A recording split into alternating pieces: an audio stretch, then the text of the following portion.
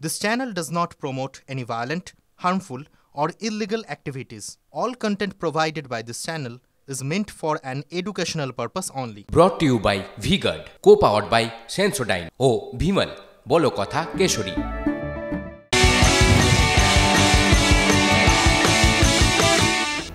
এবার প্রতারণার অভিযোগ। পানিহাটিতে পশু ব্যবসার নাম করে প্রতারণা। অভিযুক্তকে ফোন করে ডেকে পাকড়াও স্থানীয়দের। পানিহাটির এক বাসিন্দার কাছ থেকে লক্ষাধিক টাকা হাতানোর অভিযোগ উঠল।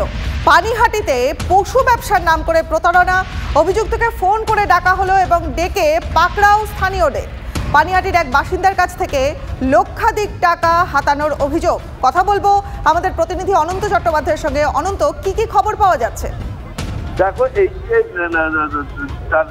যে ব্যবসায়ীকে প্রথমে ছিনিয়ে নেয় বাসিন্দারা, অর্থাৎ স্থানীয় ব্যবসা নিয়ে দীর্ঘদিন ধরে প্রতারণা করে আসছিল। যে এই প্রতারণা করে আসছিল চ্যাটার্জি নামে এক ব্যক্তি।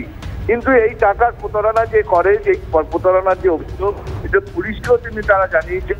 গতকাল যখন টাকা লেনদেনের ব্যাপার হয়, তখন এই কৃষ্ণদীপ এই সেই অভিযুক্ত তাকে ধরে ফেলে এবং প্রতারককে ধরে যখন পুলিশ তাদের গাড়িতে উঠায়, তখন তাকে ছিনিয়ে নেয় স্থানীয় বাসিন্দা এবং তার সাথে প্রতারিত প্রতারককে এই অভিযুক্ত কৃষ্ণদীপ চ্যাটার্জিকে যখন তারা ছিনিয়ে নিতে যায়, তখন পুলিশের সাথে ধস্তাধস্তি হয় এবং অভিষেকদের অভিযোগ যে তার কাছ থেকে বহুবার টাকা চেয়েছে, তারা টাকা পায়নি, তারা চেক দিয়েছিল।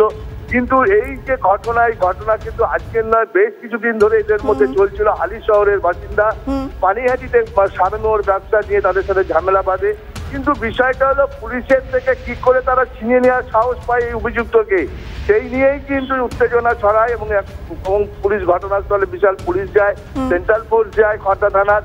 সেখানে তাকে আবার কৃষ্ণদীপ চ্যাটার্জি যে অভিযুক্ত, তাকে গ্রেপ্তার করে পুলিশ এবং তাকে জিজ্ঞাসাবাদ করছে খড়দা থানায়। বেশ অনন্ত, ধন্যবাদ তোমাকে।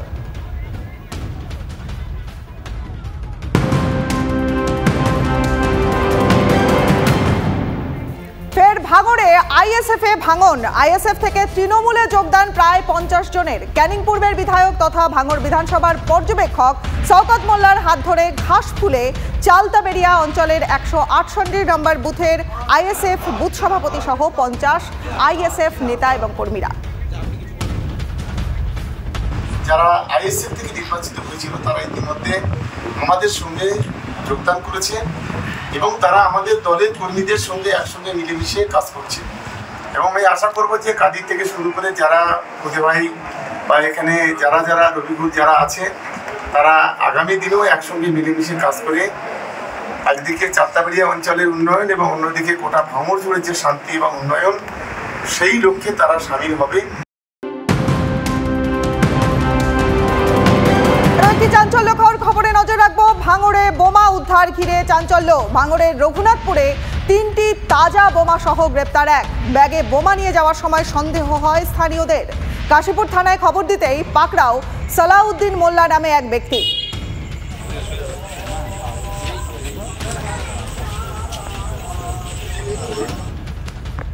তুমি আর্মস নিয়ে কোথায় যাচ্ছিলে বোমা নিয়ে?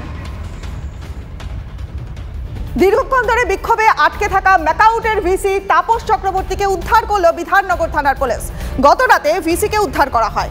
ভিসিকে উদ্ধার করা নিয়ে যাওয়ার সময় জয় বাংলার স্লোগান। বিক্ষোভ চলাকালীন ধস্তাধস্তিতে অসুস্থ হয়ে পড়েন অধ্যাপক। কথা বলবো আমাদের প্রতিনিধি সুমন মহাপাত্রের সঙ্গে। সুমন, কি কি আপডেট আছে? দেখো, ম্যাকাউটে একটা অসুস্থ পরিবেশ চলছে এমনটাই দাবি করছিলেন ভিসি তাপস চক্রবর্তী। যেটা জানা যাচ্ছে, দীর্ঘক্ষণ আটক থাকার পরে যদিও অবস্থানকারীরা বলছিলেন যে তাকে কেউ ঘেরাও করে রাখেনি, তবে যেহেতু অবস্থান চলছিল নিজের চেম্বারেই আটকে ছিলেন ভিসি তাপস চক্রবর্তী, অন্তর্বর্তীকালীন উপাচার্য। পরবর্তীকালে রাতের দিকে তিনি যখন বেরোনোর চেষ্টা করেন, তখন পুলিশ এসে তাকে উদ্ধার করে এবং তাকে নিয়ে যাওয়ার সময় তাকে ঘিরে কিন্তু জয় বাংলা স্লোগান দেন অধ্যাপকদের একটা বড় অংশ। পাশাপাশি এই যে ধস্তাধস্তি পর্ব চলে, তাতে কিন্তু অধ্যাপক দীপেশ চক্রবর্তী অসুস্থ হয়ে পড়েন। তিনি এখন হাসপাতালে চিকিৎসাধীন।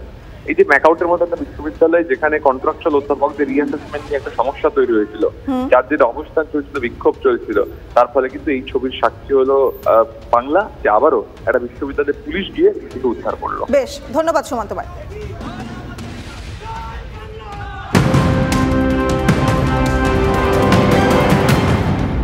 আরও একটি গুরুত্বপূর্ণ খবর।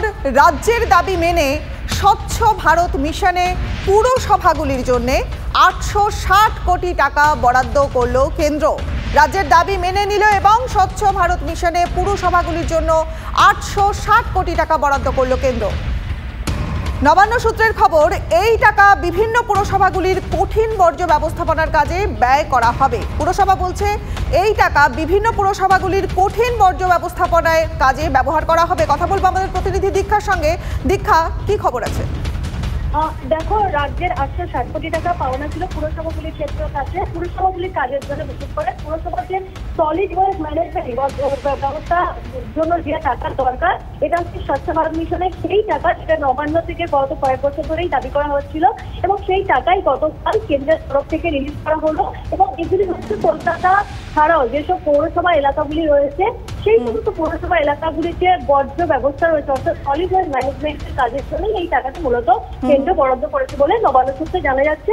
তবে একটা ত্রৈমাসিক ভিত্তিতে এই টাকাটি খরচ করা হয়, সেটি গত বছরের তুলনায় কিন্তু আর্থিক বছরের তুলনায় অনেকটাই বেশি বলে নবান্ন দাবি করেছে।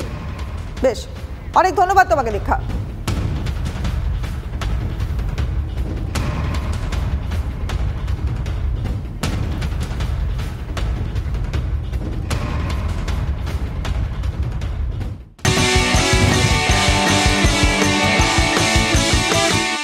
brought to you by V-Guard, co-powered by Sensodyne O Bhimal, বলো কথা কেশরী।